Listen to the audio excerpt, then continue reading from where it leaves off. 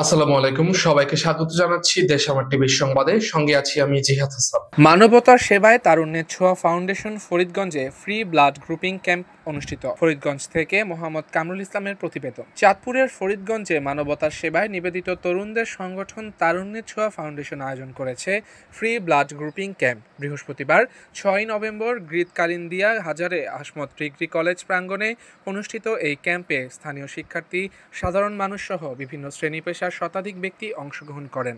রক্তের গ্রুপ নির্ণয়ের পাশাপাশি অংশগ্রহণকারীদের রক্তদানে উৎসাহিত করা হয় এবং স্বেচ্ছাসেবক তরুণরা সবার মধ্যে মানবিক বার্তা ছড়িয়ে দেন।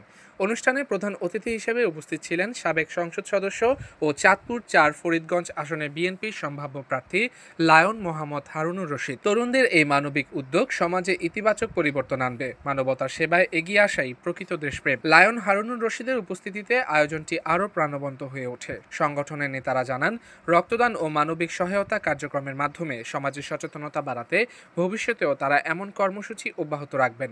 শেষে আয়োজকরা স্লোগানে উচ্চারণ করেন, তারুণ্যের জয় হোক, মানবতার সেবা চলুক নিরন্তর।